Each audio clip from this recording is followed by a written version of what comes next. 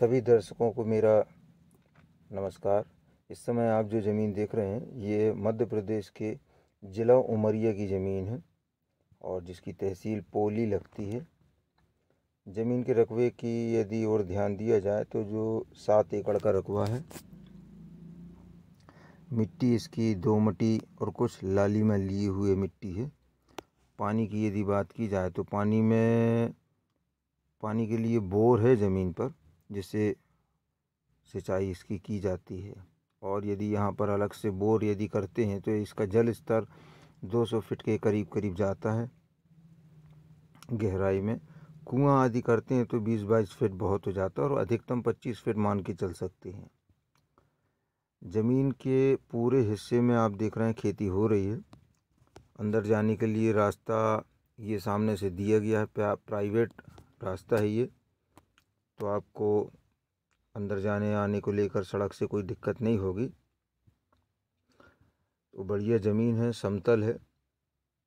राहर इस समय लगाई गई है ज़मीन में, जैसा कि आप देख रहे हैं कि हम अंदर की तरफ जा रहे हैं और राहर वाला जो एरिया है वो दिखाने की कोशिश कर रहे हैं। और आसपास का जो वातावरण है वो आप देख रहे हैं, बहुत बढ़िया है, प्रदूषण मुक्त वातावरण है। कुछ ही दूरी पर गांव भी लगा हुआ है और इस ज़मीन से प्रधानमंत्री सड़क की ओर देखा जाए तो वो मात्र 1 किलोमीटर की दूरी पर प्रधानमंत्री सड़क है। ज़मीन से हाईवे भी नज़दीक है। इसका जो नज़दीकी हाईवे होगा वो शहडोल हाईवे मिलेगा। साथ ही नज़दीकी रेलवे स्टेशन जो शहडोल मिलेगा आपको। हवाई अड्डा यदि देखा जाए तो हवाई अड्डा आपको जबलपुर रहेगा। वहाँ से आप अन्य साधन से आप ज़मीन तक पहुँच सकते हैं। ज़मीन में बहुत ही कम मात्रा में पत्थर है, यूँ कहें कि 5% ही कह सकते हैं। एक व्यक्ति के नाम पर ये ज़मीन है और इस ज़मीन का जो मूल्य है वो 10 लाख रुपये प्रति एकड़ के भाव से है, जिसमें बैठक करने पर, चर्चा विचार करने पर, वार्तालाप करने पर संशोधन की संभावनाएं रहेंगी। इस ज़मीन के आसपास आदिवासी वर्ग एवं अन्य वर्गों की ज़मीन है और ये जो ज़मीन है पूरी एक मुश्त एक रकबा है। तो बढ़िया ज़मीन है, 7 एकड़ का रकबा है ये, अच्छी ज़मीन है। काम करवाना नहीं है क्योंकि काम इसमें ऑलरेडी दिख रहे हैं आप हो चुका है। तार फेंसिंग वगैरह की गई है ज़मीन में चारों तरफ से। तो तार फेंसिंग कुछ करना नहीं, सिर्फ गेट खोलना है और अंदर जाके काम चालू करना है। तार फेंसिंग आपको लगी हुई मिलेगी। पानी के लिए भी आपको कोई ख़ास व्यवस्था बनानी नहीं है, पानी है ज़मीन पर। तो कर्ज की यदि बात करें तो किसी भी तरीके से ज़मीन में कर्ज नहीं है। बढ़िया ज़मीन आप देख रहे हैं, ये राहर लगी हुई है पूरे में, जिसे आप अपनी भाषा में तुअर या अरहर भी बोलते हैं अलग अलग क्षेत्रों में। एक छोटा मकान भी बना हुआ है ज़मीन पर, ये जो दिखाई दे रहा है। तो जैसे मज़दूरों को ठहरने के लिए या अन्य सामग्री रखने के लिए ये सुविधा भी हो जाएगी। तो अलग से मकान तैयार करना नहीं है, एक मकान बना हुआ है। हाँ, कुछ और साथ में बनाना चाहें स्वयं के बड़ा मकान रहने के लिए तो बना सकते हैं।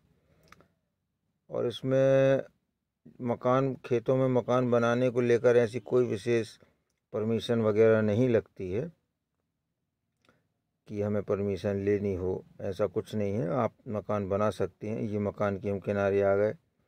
आप देख रहे हैं कि बिजली की व्यवस्था भी है साथ में, इसमें बिजली की व्यवस्था भी बना रखी है ताकि मशीनरी जो यंत्र हैं उनका उपयोग किया जा सके या अन्य प्रकार से उपयोग में लिया जा सके। तो ये मज़दूर वगैरह को ठहरने के लिए छोटा सा एक मकान बना दिया है ताकि यहाँ ठहर सकें या फिर अपनी सामग्री बना सकें, रख सकें। 7 एकड़ का रकबा देख रहे हैं, ज़िला आपका उमरिया लगेगा इसका। और इसमें खेती हो रही है। अलग से ज़मीन बनाने सुधारने की तो ज़रूरत है ही नहीं। आप हमारे जो भी वीडियो देखते हैं उन वीडियो को हमारे व्हाट्सएप पर पहले शेयर किया करें। हम वीडियो को देख लेते हैं, उसके बाद उनकी यथास्थितियों को बता देते हैं, क्योंकि कुछ ज़मीनें कभी कभी बिक जाती हैं या कैंसिल हो जाती हैं बिकने को लेकर। क्योंकि किसान को जब आवश्यकता होती है पैसे की और उस समय पर उसे पैसे की आय मिलता नहीं है, तो वो कहीं और से व्यवस्था बना लेता है, या ज़मीन जब व्यवस्था बन जाती है तो ज़मीन को बेचने का मन बदल लेता है कि अब आवश्यकता नहीं तो क्यों बेचा जाए। तो तत्काल या जल्द से जल्द एक्शन लेने का होता है, कब कैसी किसकी, क्योंकि ज़मीनें बेचने का आनंद बहुत कम लोगों को आता है, किसी को नहीं आता है अपनी ज़मीनें बेचने में, है ना। परिस्थितियाँ आदमी को परिस्थितियाँ जो होती हैं वो ज़मीनों को बिकवा देती हैं। किसी के यहाँ शादी है, विवाह है, कुछ है, स्वास्थ्य को लेकर है, या किसी प्रकार का कर्ज वगैरह है, इसलिए ज़मीनें बिक जाती हैं, अन्यथा आनंद किसी को नहीं आता है। तो ये किसान की ज़मीन है, जिसे आपने देखा अपने मोबाइल पर और अभी भी देख रहे हैं। बिजली सब व्यवस्था बना रखी है, कोई ऐसी स्पेशल व्यवस्था नहीं बनानी है। आपको सिर्फ जाकर जो गेट लगाया गया उसका ताला खोलकर और अपनी खेती बाड़ी चालू करनी है।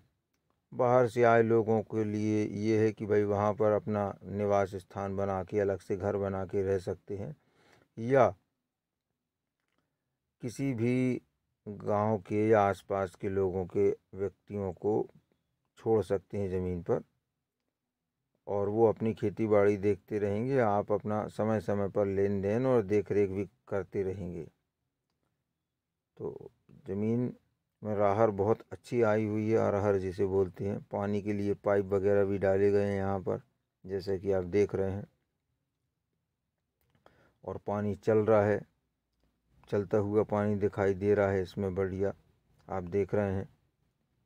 तो ठीक है ज़मीन।